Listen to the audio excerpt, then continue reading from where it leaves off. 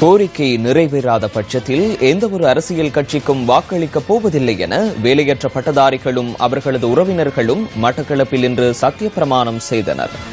வடக்கு கிழக்கு மாகாணங்களில் பல்வேறு பகுதிகளிலும் வேலையற்ற பட்டதாரிகளின் போராட்டம் தீர்வின்றி தொடர்கின்றது.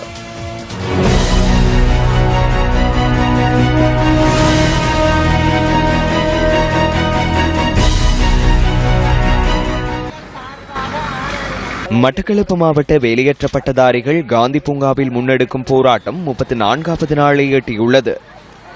போராட்டத்திற்கு வலு சேர்க்கும் வகையில் இன்று அவர்களின் பெற்றோர் மற்றும் உறவினர்கள் கலந்து கொண்டனர்.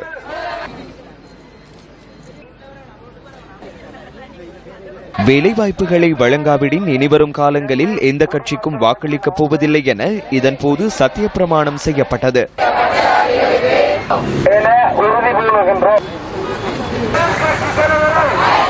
பட்டதாரி பிள்ளைகளும் கஷ்டப்படுறது மிகவும் வேதனைக்குரிய விஷயமா இருக்குது. கல்வி ரோட்ல கிடக்குது. இந்த அரசாங்கமே என்ன பதில் சொல்ல போகுது?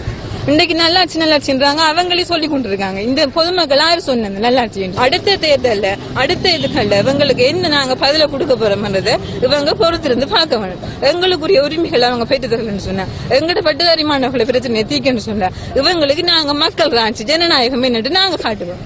இன்ற பொழுது பெரிதவக்கும் தன் மகனை சான்றோன் என கேட்ட தாய் என்று கூறினார்கள். அன்று இன்ற பொழுது பெரிதுவக்கும் என் மகனை ஏன் நான் இன்றேன் என்று என் வயிறு கேட்கின்றது. தொழில் வாய்ப்புகளை பெற்றுக்கொள்ளும் நோக்கில் அம்பாறை மாவட்ட வேலையற்ற பட்டதாரிகளும் தொடர் போராட்டத்தில் ஈடுபட்டுள்ளனர். இவர்களது போராட்டம் 28வது நாளாகவும் தொடர்கின்றது.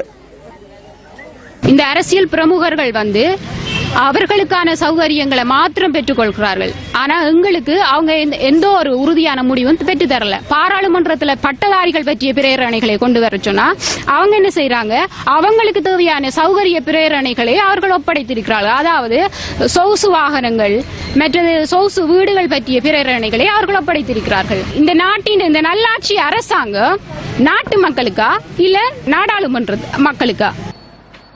யாழ் மாவட்ட செயலகத்திற்கு முன்பாக முன்னெடுக்கப்பட்டுள்ள வேலையற்ற பட்டதாரிகளின் கவனஈர்ப்பு போராட்டம் 28வது நாளாகவும் தீர்வின்றி தொடர்கின்றது. தமிழ் மக்களை பிரதிநிதித்துவப்படுத்துகின்ற எதிர்க்கட்சியும் அங்குதான் இருக்கின்றது. எனவே ஆளுங்கட்சியும் எதிர்க்கட்சியும் தான் குறிப்பாக அரசையும் சரி அரசாங்கத்தையும் சரி இயக்குவது என்று சொல்லி நாங்கள் கல்வியில் கற்றிருக்கின்றோம். எனவே ரெண்டு கட்சியும் எங்களிடம்தான் இருக்கின்றது. நீங்கள் இணைந்து எங்களுடைய பிரச்சனைகளையும் தீருங்கள். ரோட்ல போற வாராக்கள் கூடி எங்களை ஒரு கேவலமான நிலையெல்லாம் பார்த்து கொண்டு திரியினோம். இந்த கேவலமான நிலையில பார்க்கும்போது எங்களுக்கு மன வருத்தம் அதிகமாகி கொண்டே வருது. இந்த மன வருத்தத்தால நாங்க மன உளைச்சலுக்கு ஆளாகி ஒரு விரக்தியான நிலையில தான் இன்று காணப்படுகிறோம். இந்த போராட்டமானது இன்னும் தொடர்ந்து போகுமா இருந்தால் இனி வர்ற சமுதாயம் எங்களை பார்த்து அது பழைய படிச்சாலும் ரோட்டுலாம் நாங்க நிலைமை எங்க சமுதாயத்துக்கு வரப்போகுது. திருகோணமலை மாவட்ட வேலையற்ற பட்டதாரிகளின் போராட்டமும் 25வது நாளாக இன்றும் முன்னெடுக்கப்பட்டுள்ளது.